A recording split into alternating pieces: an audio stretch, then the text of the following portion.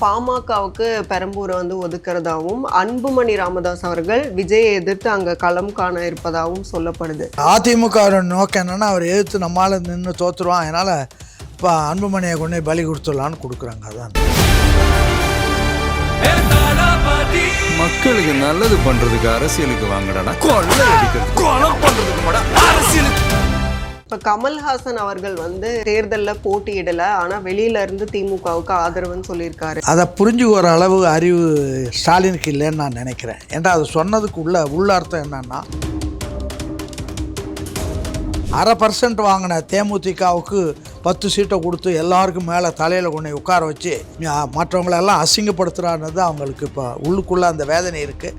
அது எப்படி பண்ணுறதுன்னு அவங்க தெரியாமல் அலைகிறாங்க. பிஜேபிக்கு என்டிஏ கூட்டணியில் 27 சீட்ஸ் கொடுத்துருக்காங்க. அது 27 தான் அப்படின்னு பார்க்கும்போது தாமரை சின்னத்தில் தமிழ் மாநில காங்கிரஸ் அவங்களும் போட்டிடுறாங்க. மொத்தமாக பார்த்தோன்னா ஒரு 27+9 அப்படிங்கிற அளவுக்கு பிஜேபியோட இடமாக மாறி போச்சு. பிஜேபி சார்பில் 35 இடம் கொடுத்துருக்காங்களா, அந்த 35லையும் ரொம்ப சர்வசாதாரணமாக விஜய்கினுடைய கட்சி தமிழக வெற்றி கழகம் வெற்றி பெறுவதற்குரிய வாய்ப்பு இருக்குது. ரொம்ப ஈஸியாக யாரை நிறுத்தினாலும் நிச்சயமாக ஜெயிக்கும். யாரை கேட்டாலும் 2 ஆப்ஷன் தான் சொல்கிறாங்க. ஒன்று டிஎம்கேன்னு சொல்கிறாங்க, இல்லைன்னா டிவிகேன்னு சொல்கிறாங்க. ஏடிஎம்கேன்னு சொல்கிறவங்களோட எண்ணிக்கை குறைவாக. என்னைக்கு பிஜேபி அங்கே போய் சேர்ந்ததோ, பிஜேபியை சேர்த்துக்கிட்டாங்களோ அன்னைக்கே அது உன்னுடைய வரலாறு முடிஞ்சிடுச்சு. சும்மா ஒரு மாயை உருவாக்கி ஆசு புசுன்னு பேசிக்கிட்டு இருக்கலாமே தவிர வேறு ஒன்றும் பிஜேபி உள்ள கொண்டை விட்டுட்டு நீங்கள் யாரை வச்சுக்கிட்டு என்ன பண்ண முடியும்? ஆளுங்கட்சி 5 ஆண்டு காலம் ஆட்சி செஞ்சுக்கிட்டு இருக்கு. அது மக்கள் இடத்துல ஒழுங்காக தொண்டு செய்திருக்கும். ஆனால் மக்களை நம்பி அவர்கள் தேர்தல் நிறுத்தணும். மக்கள் என்ன தீர்ப்பு தராங்களோ அதை ஏற்றுக்குவோம். அதுதான் முறை. அதை விட்டு எப்படியாச்சும் பதவியில் தான் இருக்கணும் அப்படின்னு அந்த வெறியோடு இருக்கிறதுக்கு முதல் காரணமே நீங்கள் மக்கள் தொண்டு செய்யவில்லை. எப்படி இந்த நாட்டை சுரண்டலாம், கொள்ளையடிக்கலாம், அது குபேரர்களாக மாறலாம், அதுக்கு வேண்டிய ஏற்பாடுகளை பண்ணலான்னு இப்படி தான் சிந்திக்கிறீங்களே தவிர மக்கள் பிரச்சனைகளை இவங்க போகவே இல்லை. இன்க்ளூசிவ் நியூஸ் தமிழ் நேயர்களுக்கு வணக்கம். இன்றைக்கு நேர்காணலில் நம்ம கூட இணைஞ்சிருக்காங்க அதிமுக நிறுவன உறுப்பினரும் எம்எல்ஏவுமான திருச்சி சவுந்தரராஜன் அவர்கள். நிறைய கேள்விகள் கேட்க போகிறோம், வாங்க பேசலாம். வணக்கம் சார். வணக்கம். வணக்கம். விஜய் அவர்கள் பெரம்பூர் தொகுதியில் தான் நிற்க போகிறதா தகவல் வருது. பெரம்பூர் அவருக்கு ஆப்டான தொகுதியாக இருக்கும்னு உங்கள் அனுபவத்திலேருந்து கருதுறீங்களா? தமிழ்நாட்டில் எல்லா தொகுதியும் அவருக்கு வாய்ப்பான தொகுதி தான், அதில் ஒன்றும் சந்தேகம் கிடையாது. ஏட்டா எல்லா இடத்துலையும் இருக்கிற மக்கள் அவரை விரும்புகிறாங்க. அதனால் ஒன்றும் பிரச்சனை இல்லை. பெரம்பூர் அப்படிங்கும்போது அங்கே ஃபேக்ட்ரிஸ் அதிகம், இல்லை ரிலீஜியஸாக ஒரு சூழ்நிலை அங்கே இருக்குது. ஒடுக்கப்பட்ட மக்கள் நிறையா இருக்கிறாங்க. அதனால் அது ஒரு நல்ல தொகுதி அவரை பொறுத்தவரைக்கும். அப்போ அந்த களத்தில் சூழல் எப்படி இருக்குங்கிறதெல்லாம் பார்த்துட்டு தான் அங்கே நிற்பார். ஆமாம், ஒரு தலைவர்கள் நிற்கிற போது ஏன்டா அது ஒரு இமேஜ் தானே. நீங்கள் அவங்கள எப்படியும் தோற்கடிக்கணும்னு மற்றவங்க எல்லாரும் முயற்சி பண்ணுவாங்க. அதனால் ஒரு பாதுகாப்பான தொகுதி எதுன்னு தேடி நிற்கிறதுல ஒன்றும் தப்பே இல்லை. எம்ஜிஆரும் அப்படி தான் நின்னார், ஜெயலலிதாவும் அப்படி தான் நின்னாங்க. ரொம்ப ஏமாந்து ஜெயலலிதா பர்கூர் தொகுதியில் போய் அனாவசியமாக தோற்று போய் வந்தாங்க. அதுதான் உள்ளது. என்டிஏ கூட்டணியை பொறுத்த வரைக்கும் பாமகவுக்கு பெரம்பூரை ஒதுக்குறதாவும் அன்புமணி ராமதாஸ் அவர்கள் விஜயை எதிர்த்து அங்கே களம் காண இருப்பதாகவும் சொல்லப்படுது. இபிஎஸ் அவர்களும் அது கூட்டணி கட்சின்னா நாங்கள் சமமாக தான் பார்க்குறோம் அப்படின்னு சொல்லி பதில் சொல்லியிருக்காரு. அது பாமக நின்றால் அவருக்கு ரொம்ப ஈஸி, விஜய்க்கு ரொம்ப ரொம்ப ஈஸி, அதில் ஒன்றும் சந்தேகம் கிடையாது. அங்கே அதிமுக நோக்கம் என்னென்னா அவர் எதிர்த்து நம்மளால் நின்று தோற்றுருவான், அதனால் இப்போ அன்புமணியை கொண்டு பலி கொடுத்துடலான்னு கொடுக்குறாங்க. அதான் அப்படி ஒரு நோக்கம் வேறு. ஆமாம், அப்படின்னா அப்படி தான் எதில் எப்படி இருக்குன்னு அப்படி தானே கொடுப்பாங்க. ஏன் பெரம்பூரில் அன்புமணி ராமதாஸ் அவர்களுக்குன்னு அந்த செல்வாக்கு கிடைக்காது? பெரம்பூருக்கும் அன்புமணிக்கும் என்ன தொடர்பு இருக்குது? ஒரு தொடர்பும் கிடையாது. பெரம்பூர் ஜென்ரலி பார்த்திங்கன்னா ஒடுக்கப்பட்ட மக்கள் அதிகமாக இருக்கிற இடம். அங்கே எப்பயுமே எம்பிசிக்கும் எஸ்சிக்கும் பல இடங்களில் ஒத்து வராது. அவங்களுக்கு நேரடியாக அவங்களுக்குள்ளே தான் தகராறு இருக்கும். இப்போ ராமதாஸுக்கும் திருமாவளவனுக்கு ஏற்பட்ட தகராறு மாதிரி அது இருக்க தான் செய்யும். அதனால் அங்கே அவங்களுக்கு வாய்ப்பு அதிகமாக இருக்கும் எப்பயுமே. இப்போ கமல்ஹாசன் அவர்கள் தேர்தலில் போட்டியிடலை, ஆனால் வெளியில இருந்து திமுகவுக்கு ஆதரவுன்னு சொல்லியிருக்காரு. அதை புரிஞ்சுக்கிற அளவு அறிவு ஸ்டாலினுக்கு இல்லைன்னு நான் நினைக்கிறேன். ஏன்டா அது சொன்னதுக்கு உள்ள அர்த்தம் என்னன்னா, நீங்கள் எங்களை ஏற்றுக்கொள்ளலை, எனக்கு சின்னம் கொடுக்கல, என் சின்னப்படி நிற்கிறதுக்கு இல்லை, என்னை 2 சீட்டு 3 சீட்டுன்னு கேவலப்படுத்துகிறாங்க. அதெல்லாம் பல்வேறு வருத்தத்தினுடைய விளைவு தானே தவிர அதான் அந்த மாதிரி சொல்கிறார் அவர். திருமாவளவன் அவர்கள் வந்து சீட்ஸ் வந்து நிறைய வேணும் அப்படின்னு ஒரு கட்டத்தில் கேட்டால் கூட அதுக்கப்புறம் ஒரு 8 அப்படின்னு வரும்போது ஓகே பண்ணி அதை வந்து எடுத்துக்கிறாரு. அதுதான் அவருடைய பலகீனம்னு நான் சொல்லுவேன். அவர் தன்னைத்தானே குறைச்சிக்க வராருன்றது தான் என்னுடைய கருத்து. இப்போ ஜென்ரலி பார்த்தீங்கன்னா இந்தியாவை பூராவிலுமே பார்த்தா 20-25% எஸ்சி பீப்புள் தான் இருப்பாங்க. எங்கே போனாலும் சரி தான். அந்த மக்களுக்கு விடிவெள்ளியாக இருக்கிற திருமாவளவன் எதுக்காக இவ்வளோ தூரம் போய் கெஞ்சி கூத்தாடி 8 சீட்டோடு நிறுத்திக்கிட்டு அதுக்கு ஒரு நொண்டி காரணம் சொல்கிறது அப்படின்றது வந்து தன்னுடைய உள்ளத்துக்கே தெரிஞ்சு ஒரு நொண்டி காரணத்தை சொல்லி சமாளிக்கிறாரே தவிர அது தேவையற்றது. அது எதுக்காக செய்கிறான்னு எனக்கு தெரியல. அதுக்கு பின்னால் என்ன மர்மங்கள் இருக்குன்னு கூட நான் சந்தேகப்படுறேன். இப்போ எனக்கு ரொம்ப நெருக்கமான நண்பர் தான். ஆனாலும் வந்து அவருடைய அந்த நடவடிக்கையில் எனக்கு வந்து இவ்வளோ டீப்பாக அவரை விட்டு கொடுத்து போனேன் வர்றேன் இதுக்காக அப்படின்னு சொல்கிறேன். அப்போ ஊழலை ஏற்றுக்கொள்கிறாரா? லஞ்சத்தை ஏற்றுக்கொள்கிறாரா? சாராயம் குடிக்கிறதை ஏற்றுக்கொள்கிறாரா? அதே மாதிரி இயற்கை வளங்களெல்லாம் கொள்ளையடிப்பதற்கும் ஏற்றுக்கொள்கிறார். அவங்க செய்கிற எல்லாத்துக்கும் இவர் ஏற்றுக்கிட்டு போகிறாரான்றது தான் என்னுடைய கேள்வி. அதுலேயும் இன்னும் சொல்லப்போனால் இந்த லிக்கர்னால் பாதிக்கப்படுறது ஒடுக்கப்பட்ட மக்கள் தான் அதிகமாக பாதிக்கப்படுறது. நீங்கள் வந்து யாரும் வசதி உள்ளவன் இந்த லிக்கரை போய் வாங்கல, அவன் ஃபாரின் லிக்கர் வாங்கிக்குறான். அது ஒரிஜினல் லிக்கர். இது வந்து பாய்சன். இதில் தண்ணி ஊற்றி அதை டைலூட் பண்ணி அதுக்கு ஒரு கலர் போட்டு தயாரிக்கிறாங்கன்றது தான் உண்மை. அதனுடைய விலை வந்து 10 ரூபா தான். 10 ரூபா சரக்கை ஒவ்வொரு நாளும் குடிக்கிறவனுக்கிட்ட 160 ரூபா இவங்க வாங்குகிறாங்க. அப்போ 150 ரூபா ஒவ்வொரு ஏழைகிட்ட இன்னும் ஒடுக்கப்பட்ட மக்களும் சுரண்டிக்கிட்டு இருந்தால் இதை வந்து திருமாவளவன் எப்படி இதை நியாயப்படுத்த போகிறாருன்னு எனக்கு தெரியல. அவங்களுடைய தோழர்களே பல பேர் என்கிட்ட 4-5 நாளாக பேசிக்கிட்டு இருக்காங்க. எனக்கு அங்கே பெரும்பகுதி எல்லாம் வேண்டியதான் இருக்காங்க. இப்போ எதுக்காக பண்ணுறாருன்னு தெரியலன்னு கொஞ்சம் வருத்தத்தோடு தான் அவங்கெல்லாம் இருக்கிறாங்க. அவர் சீட்ஸ் வந்து ஓகே பண்ணிக்கிட்டாரு. ஆனாலும் இப்போ மக்கள் நீதி மையம் போட்டியிடலைன்னொன்னையும் இல்லை கமல்ஹாசன் அவர்கள் போட்டியிடணும், மக்கள் நீதி மையம் வந்து போட்டியிடணும்னு வலியுறுத்துறாரு. அப்போ எதுக்காக அவங்கள வலியுறுத்துறாரு? இப்போ ஏற்கனவே செஞ்சதுனால அவருக்கு உள்ளுக்குள்ளே வருத்தம் இருக்குது. வருத்தம் இருக்கிறதோட இதை மாதிரி கண்டபடி இவங்க செய்கிறத யாரும் கேள்வி கேட்கலைன்னா நம்மளுக்கு வந்து ஒரு தவறு. தோழமை இவரை மாதிரி ஒரு தோழமை உள்ள ஒருத்தர் பாதிக்கப்படுற போது அதை கேட்கக்கூட முடியலன்னு சொன்னால் இவங்கெல்லாம் என்ன அடிமைகள்ன்ற அளவுக்கு மக்கள் சந்தேகப்படுவாங்கன்றது அதை கேட்குறது ரொம்ப நியாயம். அவர் கமலஹாசன் வந்து அது மாதிரி 2-4% வாக்குகளை வாங்கின ஒருத்தர் எனக்கு இடமே வேணான்னு சொல்லிட்டு போகிற போது அது அப்படியே ஸ்டாலின் எடுத்துக்குவதுன்றது மிகப்பெரிய துரோகம்னு கூட நான் சொல்லுவேன். ஏன்டா 0.5% வாங்கின தேமுதிகவுக்கு 10 சீட்டை கொடுத்து எல்லாருக்கும் மேலே தலையில் கொண்டு உட்கார வச்சு மற்றவங்களெல்லாம் அசிங்கப்படுத்துகிறான்றது அவங்களுக்கு இப்போ உள்ளுக்குள்ளே அந்த வேதனை இருக்குது. அது எப்படி பண்ணுறதுன்னு அவங்க தெரியாமல் அலைகிறாங்க. அவ்வளோ வேதனை இருக்குது. ஆனாலும் இப்போ இவங்களுக்கு வந்து இப்போ வந்தவங்களுக்கு நிறைய சீட்டு கொடுத்துட்டிங்களேன்னு தேமுதிகவை காரணம் காட்டி யாரும் வெளியில் போன மாதிரி தெரியலையே. என்ன பண்ணுறது? அவங்களுக்கு வேறு எந்த வகையிலையோ அவங்கள அடிமைப்படுத்தி வச்சுருக்காங்கன்னு தான் நான் நினைக்கிறேன். பல விதமான பலகீனங்கள் அவங்களுக்குள்ள மனித பலகீனங்களை பயன்படுத்தி இருக்கலாம். இன்னும் எனக்கு ஒரு பெரிய சந்தேகம்னா இப்போ கட்சிகளே மக்களுக்காகவோ தொண்டர்களுக்காகவோ கட்சி இல்லை.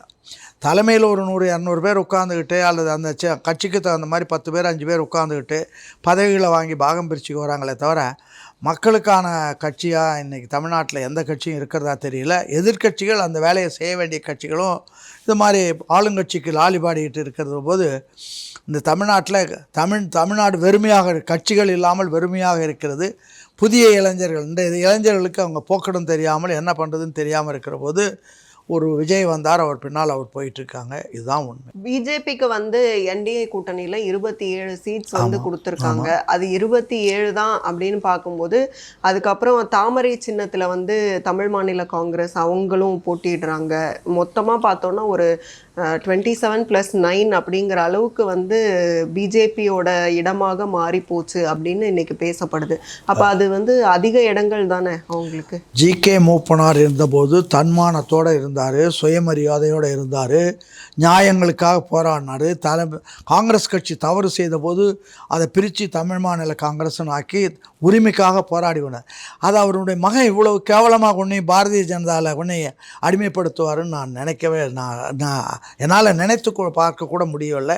ஏன் தான் இப்படி மூப்பனார் மகன் இப்படி செய்கிறாருன்னு எனக்கு இன்னும் வந்து அப்படியாச்சும் ஒரு 5 சீட்டை வாங்கினவர் தனியாக ஒரு சின்னத்தை வாங்கி சைக்கிள் சின்னம் அது இது வச்சுருந்தாங்க. அது அவரோட மாதிரி சின்னத்துல ஏதோ பிரச்சனை இருக்கு. பிரச்சனை இருந்தால் தனிச்சின்னங்கள் வேறு இது எலெக்ஷன் கமிஷன் நீங்கள் நாமினேஷன் போட்டால் உங்களுக்கு ஒரு சின்னம் கொடுக்குமே.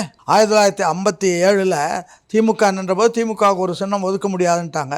அப்போ பல பேர் சேவல் சின்னத்தில் நின்னாங்க, பல பேர் உதயசூரியன் சின்னத்தில் நின்னாங்க, ஆளுக்கு கிடைச்ச சின்னத்தில் நின்று தான் வந்தாங்க. அது மாதிரி வந்துட்டால் என்ன தப்பாக போச்சு? அப்புறமா அதை ரெக்கக்னைஸ் பண்ண ஒருபாடு ஒரே சின்னம் கொடுத்துட போகிறான்.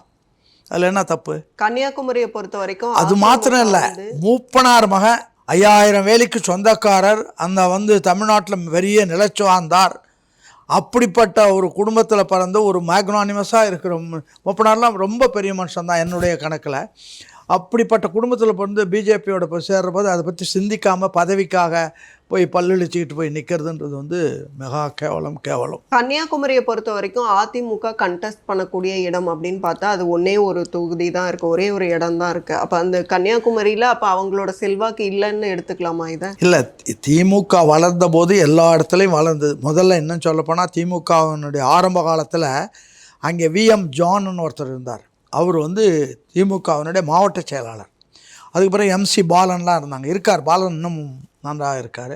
மாதிரி இருந்த இடத்துலலாம் இவங்களுக்கு கட்சியை வளர்க்குற வேலையே பார்க்காதனால கட்சி எங்கே இருக்குது, எப்படி இருக்குது, அதை எப்படி பண்ணுறதுன்னு பார்க்காம எப்படி கல்லா கட்டுற வேலை தான் இப்போ பார்க்குறாங்களே தவிர யாரும் கட்சி வைக்கணும், மக்களுக்காக போராடணும், மக்களுடைய பிரச்சனையை தீர்க்கணும் அப்படின்னு இல்லை, மக்களை எப்படி ஏமாத்துறதுன்னு பார்த்தாங்க. அது பார்த்துக்கிறாங்க. இப்போ தோழமை கட்சிகளையும் ஏமாத்துறாங்க. இப்போ பிஜேபி மற்ற 22 26 கட்சிகளை ஒரு ஆளுங்கட்சி இணைச்சிக்கு வருதுன்றது மிக மிக கேவலம். காரணம், ஆளுங்கட்சி 5 ஆண்டு காலம் ஆட்சி செஞ்சிகிட்ருக்கு. அது மக்களிடத்தில் ஒழுங்காக தொண்டு செய்திருக்குமானால் மக்களை நம்பி அவர்கள் தேர்தல் நிறுத்தணும், மக்கள் என்ன தீர்ப்பு தராங்களோ அதை ஏற்றுக்கணும், அதுதான் முறை. அதை விட்டு எப்படியாச்சும் பதவியில் தான் இருக்கணும் அப்படின்ற அந்த வெறியோடு இருக்கிறதுக்கு முதல் காரணமே நீங்கள் மக்கள் தொண்டு செய்யவில்லை.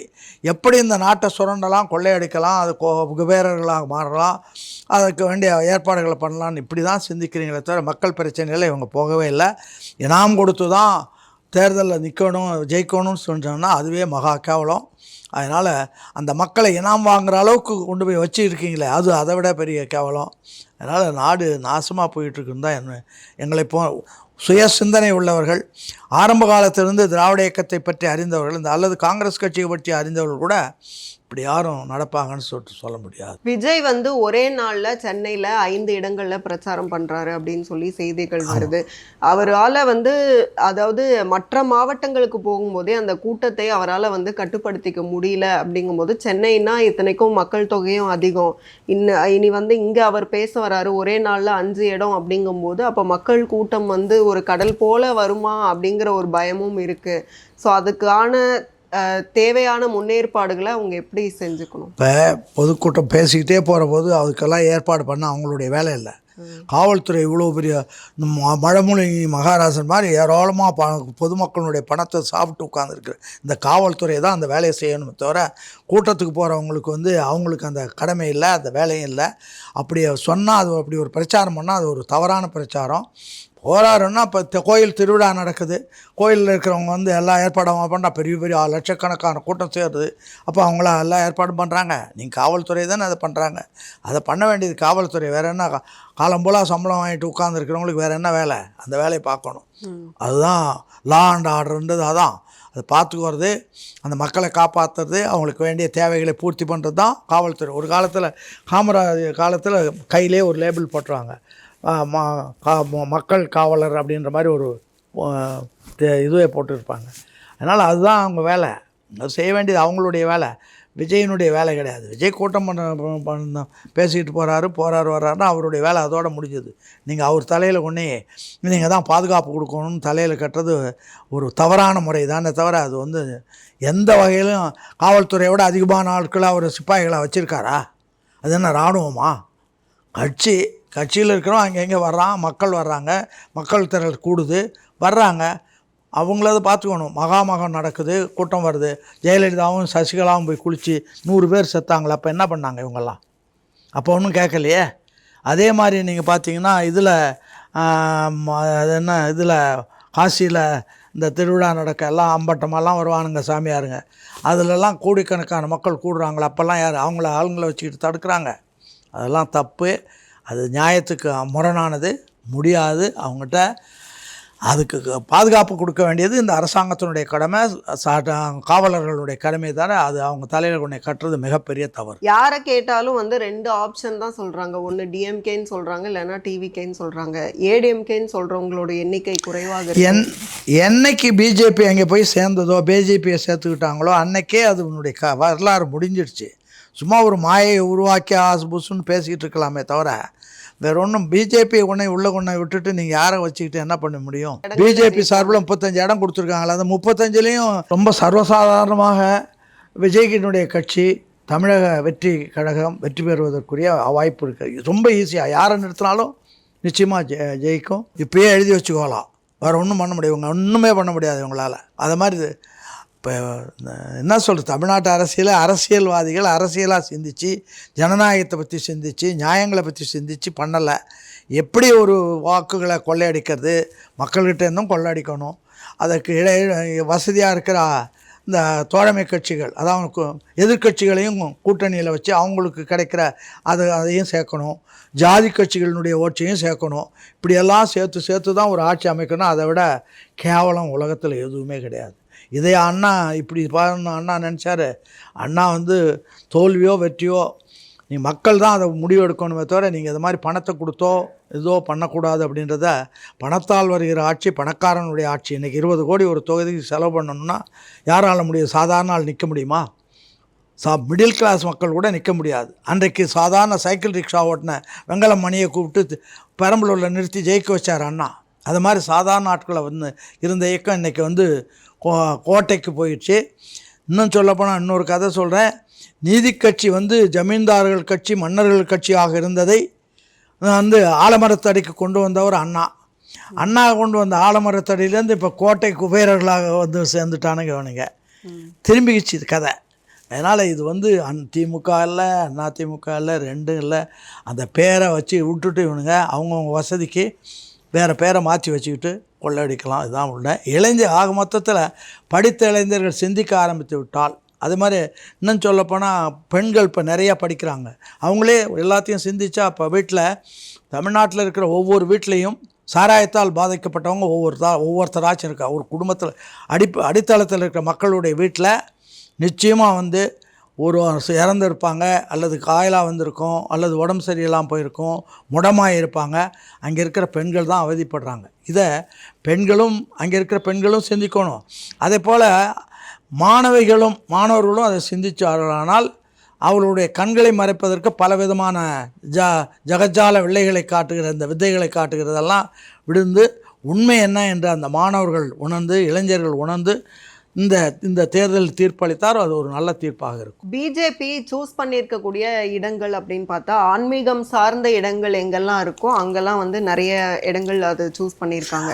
அப்போ வந்து எங்கே இந்துக்கள் வந்து ஜாஸ்தியாக இருக்காங்க, இன்னும் அவங்களுடைய மனநிலை வந்து அப்படிதானே இருக்கு. இன்னொரு விஷயம் சொல்கிறேன். இந்துக்கள்னு யார்? இந்துக்கள் யார்?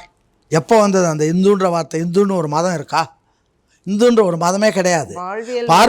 பார்ப்பனர்கள் வந்து நம்ம சைவத்தையும் வைணவத்தையும் சமணத்தையும் எல்லாத்தையும் சேர்த்து இங்கே இந்துக்களெல்லாம் இந்துக்கள் அப்படின்னா அதுக்கு மாதிரி இங்கிலீஷ்காரன் வந்தபோது இந்தியாவில் இருக்கிறவங்களே இந்துக்கள்னு சொல்லிட்டு போயிட்டான். அதுதானே தவிர இந்த பெரிய சங்கராச்சாரியா சொன்னார் இந்துக்கள் மதம்னு ஒன்றும் கிடையாது அப்படின்ட்டார்.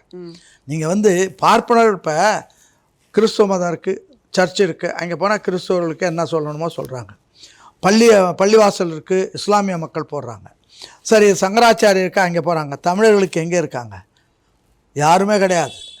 இப்போ இன்றைக்கி இங்கே சென்னையில் அண்ணா நகரில் ஒரு பிரச்சனைன்னு சொன்னால் வடநாட்டுக்காரன் கூப்பிட்டா அவனுடைய ஜெயின மதக்காரர்கள் 1000 பேர் வருவான். இப்போ கிறிஸ்துவர்கள் கூப்பிட்டா வர்றான். மற்றவங்க வந்தான். தமிழர்களுக்கு யார் இருக்கா? ஒன்றும் கிடையாது. தமிழர்கள் வந்து சைவத்தையும் வைணவத்தையும் கெடுத்து சைவம் வந்து நீங்கள்லாம் இந்துக்கள்னு சொல்லி நம்ம கணக்கை காட்டி பார்ப்பனர்கள் அதனுடைய சகல உரிமைகளையும் நம்மளைய மொட்டை அடித்து வச்சுக்கிட்டு உட்காந்துருக்கானே தவிர நமக்குன்னு எதுவுமே கிடையாது. இதுதான் உண்மை. நம்மளுடைய பாதிப்பை யார்கிட்ட போய் சொல்லுவீங்க? அவன் போய் சங்கராச்சாரியிட்ட சொல்கிறான். உடனே சங்கராச்சாரி சீட்டு கொடுத்து மோடிக்கு சொல்கிறான். வேலை முடிஞ்சு போயிடுது. நீங்கள் யார்கிட்ட போய் சொல்லுவீங்க? அதனால் இதெல்லாம் ஒன்றுமே கிடையாது. அதெல்லாம் சிந்திக்க வேண்டிய காலம் வந்துச்சு. சிந்திக்கணும். யாரும் பாரதிதாசன் என்ன சொன்னார்னா, மத ஓடத்தில் ஏறிய மாந்தரே பலிபீடத்தில் சாய்ந்தீரேன்னு தான் பாடினார். அதனால் மதத்தை வச்சுக்கிட்டு இவங்க பண்ணுறது வந்து அயோக்கியத்தனமானது. அதில் போய் கூட்டு போட்டுட்டு அதிமுகன்னு சொல்கிறது அசிங்கமானது. அதிமுகன்னு சொல்லிட்டு அவர் அதிமுக ஆரம்பித்து அண்ணாவை படத்தில் போட்டு இப்போ கட்சிக்கு பேரை வச்சு ஆரம்பித்தார். அந்த அண்ணாவை மறந்துட்டாங்க. அதை உருவாக்கின எம்ஜிஆரையும் விட்டாங்க. அம்மா ஜெயலலிதா இடையில் நான் என் வாழ்க்கையில் பண்ண மிகப்பெரிய தவறே ஜெயலலிதாவை அழைச்சிட்டு வந்து வரம்பு மாரி அதிகாரம் கொடுத்து அவங்க கொடுத்தது தப்பாக போச்சு, நான் கட்சியிலேருந்து நீக்கி விட்டேன்னு சொன்ன அந்த ஜெயலலிதா வச்சு கட்சியை நடத்தி கொள்ளை கூட்டமாக மாறி இருக்கிறார்கள்லாம் எல்லாத்தையும் வித்தைகள் தான் காட்டிக்கிட்டு உட்காந்துருக்காங்க. அது காரணம் பாமர மக்களை ஏமாத்துறாங்களோ, ஏமாற்றுவதற்கு தான் இந்த சாராயத்தையும் வச்சுருக்காங்க. மிக்க நன்றி. நல்லது, வணக்கம். உங்க கனவு கரியருக்கு ரைட் டெஸ்டினேஷன் தேடுறீங்களா? அதுக்கு நீங்க சூஸ் பண்ண வேண்டியது சேரன் குரூப் ஆஃப் இன்ஸ்டிடியூஷன்ஸ் தான். கோயம்புத்தூர்ல SMS arts and science and Cheran health science, காங்கேயம்ல Cheran arts, Cheran women's college, Cheran college of டெக்னாலஜின்னு எல்லாமே ஒரே ட்ரஸ்டட் இன்ஸ்டிடியூஷன்ல. Admissions open. கால் 7708441116.